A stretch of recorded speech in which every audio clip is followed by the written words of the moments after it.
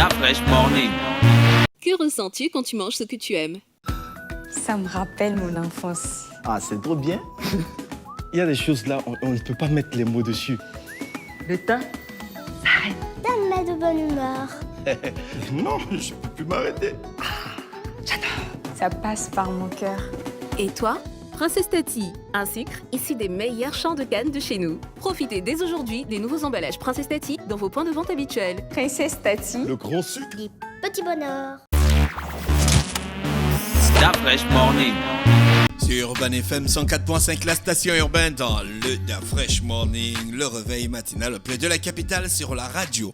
La plus haute de la capitale, René Ruth, on parle de culture ce matin. Oui, c'est mardi aujourd'hui, Il y a donc on quelqu'un qui m'a parle dit, il y a un militaire qui m'a arrêté, il m'a dit, René Ruth, tu dois apprendre la langue. C'est quand même un manque de sérieux, hein, René Ruth. Tu viens ici à la radio, Je suis coupable. parler les gens sur la culture en temps. Je suis Tu ne coupable. connais même pas ta langue. Je suis coupable. Non, c'est La trop facile même ça. analyse Keating ne peut pas me défendre. C'est trop Non, facile. je suis coupable. Mais c'est difficile, d'après, je te Ta jure. langue. Non, regarde, tu sais. Mais moi- si tu te retrouves Attends. avec un Mienais Attends, regarde. en France et vous êtes dans une situation terrible où il faut vraiment que tu parles sans que les autres écoutent, tu vas penses parler au quelle mal? langue? Pourquoi tu penses au mal? Pourquoi tu penses au mal? Il y avait une langue qu'on parlait au primaire là, non? Quoi? Je que te que là. Les Français entendent ça? Oh, bon, bref. C'est pas grave. Regarde, j'étais à Port-Gentil. Je comprenais déjà le pounou à cause de ma belle-mère. Tu comprends? Je parlais même déjà bien le pounou. Quand je suis arrivée ici, ça a tout bouleversé de mon environnement. Les autres parlaient déjà la langue. Arrête, tu peux même pas traduire ce que tu dis là. Non, les autres parlaient déjà la langue, mais moi j'avais un retard. Je te dis, ma grand-maman m'a parlé une fois d'aller me prendre quelque chose et je suis allée arrêter la marmite. Je pensais que je comprenais le miennet et c'était ma première Bastille de Libreville. Non, mais je suis coupable. Je vais parler le miennet, je vais parler le fin, je vais parler même le pounouf et le ndébi. Ne t'en fais pas, on va parler ici, toi et moi. D'accord, ok. Coupable. Aujourd'hui, on va parler de l'habillement traditionnel du mariage coutumier. Donc, il est impossible de déterminer un style d'habillement traditionnel parce qu'il y en a plusieurs. Donc, tout dépend du goût, tout dépend de la personnalité de chacun. Donc, on sait que l'habit en Afrique demeure un code social qui détermine parfois aussi bien le rang et surtout le statut d'un individu dans la société. La société, pour nous, a une organisation sociale hiérarchisée, tel qu'il est impossible de parler de l'habillement traditionnel du mariage coutumier pour nous sans l'évoquer. Donc, il existe différentes classes chez les Pounous. On a la classe des notables, donc les riches. On a la classe... Chez les Pounous, il y a les classes. Oui, il y a les classes. Tu sais qu'avant, eux, ils avaient les trucs de royaume Pounou et tout ça là. Tu as la Donc, preuve de traditionnellement... l'existence d'un royaume pour nous. Ah, quand on parle de vêtements éléphant, là, on ne voit pas les lances. Ce sont les écrits. Il y a des écrits qui parlent de Pourquoi tu royaume. compares ça avec l'envers? Qui t'a dit que moi je suis fan? Ouais, tu es brésilien. Alors. Donc, on a les notables, donc les riches, on a les citoyens libres, on a les étrangers et on a les serfs. Donc, cette distinction fait en sorte que chacun s'habille de sa manière, en fait, suivant son rôle dans sa classe. Il existait autrefois Mais un toutes les raffia. classes là dansaient, ils coquent des bandes bandides. Et... Et donc il existait un raffia avec les motifs de la panthère, exclusivement réservé à la classe royale. Donc le raffia de la couleur rouge était aussi généralement porté par la classe royale. Donc en dépit de cette distinction sociale, on peut classer l'habillement traditionnel pour nous en 4 styles. Donc on a le style minimaliste, naturel dit primitif, on a le style moderne maximaliste, on a le style tradi-moderne et on a le style royal. On va commencer avec le style primitif ou traditionnaliste.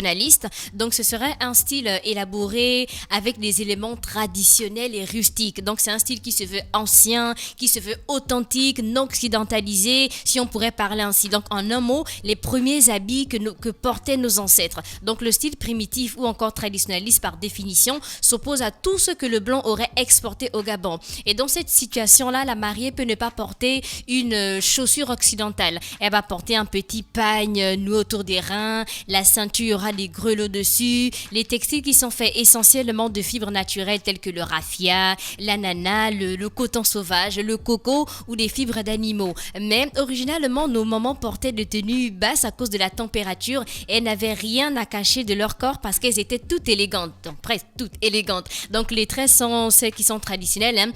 Généralement c'était des gros civils. Et pour les accessoires, ils étaient tous naturels pour ce style-là. Donc les boucles avec les noix de coco, des coques de fruits, les os, les arêtes de poisson. On a des colliers qui étaient avec des graines de fruits, les cœurs de bambou, ou encore les coris. Et autrefois, les tresses étaient aussi un signe distinctif dans la société. Par exemple, les femmes mariées se tressaient différemment des enfants, ou encore les femmes des notables avaient aussi des tresses particulières. Donc pour les bijoux, ça c'est constitué des bracelets, des cloches sonnant autour des chevilles et de la taille. Ensuite, on a le style moderne. Donc le style moderne, c'est le maximaliste, hein. Ce style est constitué des tissus de raffia ou des tissus africains cousus à la manière européenne. Donc les chaussures, des sandales en raffia ornées avec des coris ou des belles paires de chaussures basses ou plateformes, tissus avec des fringues, des boutons, ensemble avec des bracelets, les colliers autour de la taille, les accessoires étaient les paniers, les bijoux modernes, les tresses sont ceux qui sont traditionnels, comme je l'ai dit, toujours avec des grosses civils. Après, on a le style tradi-moderne ou mixte. Donc là, c'est un mélange entre le moderne et le traditionnel. Donc bracelets, bijoux, colliers modernes et mixtes. Donc on a des petits paniers, on a des bracelets traditionnels, donc mélangés toujours avec parfois des bracelets européens, des boucles d'oreilles aussi. Et les tresses sont celles qui sont traditionnelles ou civiles avec des extensions. Les chaussures mélangées avec du raffia. Le maquillage, c'est un mélange de modernisme et de traditionnalisme. Et après, on a le style royal. N'oublions pas que l'institution royale pour nous se trouve dans le clan Boumoueli et dans l'insigne royal, c'est l'aigle. Donc le style royal peut se composer en deux styles, le sobre et on a le complexe. Donc la princesse porte une perruque en plumes avec les plumes d'aigle. On a le rouge qui est la couleur de la royauté tandis que le noir c'est la justice. On a les vêtements traditionnels en raffia qui étaient artistiquement travaillés. On est avec des pierres précieuses, avec des coris. Tu as déjà vu les femmes mariées quand elles sortent, tu vois que ça diffère parfois en fonction des ethnies, non? Donc on a quand la mariée sort la fraîche au mariage coutumier. Au mariage coutumier, nous par exemple, nous chez les Mienais par exemple, tu vois beaucoup plus il y aura beaucoup plus le kaolin blanc. Si la personne aussi initiée, on va ajouter par exemple certains signes. Chez les Pounous en fait, on aura beaucoup peut-être plus le panier, on aura beaucoup plus des feuilles de bananier. Toi, homme célèbre brésilien qui a fréquenté les femmes, comment ça se passe? Chez nous au Brésil? Oui, comment ça se passe? Avec les billets de banque. Tu es sérieux, Dafresh? Bah, tu m'as demandé, je te réponds. Tu es sérieux? Ok, tu as fréquenté les femmes. Comment ça se passe? J'ai jamais fréquenté les femmes, moi. D'accord. Ensuite, pour les accessoires, on a beaucoup le bâton chasse-mouche. On rappelle encore que c'est le chasse-mouche qui était utilisé chez les anciens, en fait, qui signifie beaucoup, donc la famille. Et puis on met la chanson de Donna Béja. Oh, Dafresh. Oh, c'est pas vrai ce que tu dis là. Je te dis au Brésil, nous, Quoi? On met la chanson de Donna Béja quand on la marie. Donna Béja, ça chante dans ce C'est loin. C'était pas Donna Béja. Je ne sais pas. Un petit faux brésilien d'Afresh. Donc voilà, c'était tout pour le sujet d'aujourd'hui. On avait l'habillement traditionnel du mariage coutumier. Merci René Ruth avec nous ce matin sur Urban FM 104.5, la station on va urbaine. peut-être rappeler la question. Le Da Fresh Morning. Oui, on va rappeler la question du jour. C'est quoi la question du jour? Comment faire la différence entre le sucre roux et le sucre blanc en magasin? Comment faire la différence entre le sucre roux et le sucre blanc en magasin? On attend vos réponses sur le numéro WhatsApp de la radio 065 05 10 45 et sur la page Facebook et la page Instagram de la radio Urban FM 104.5.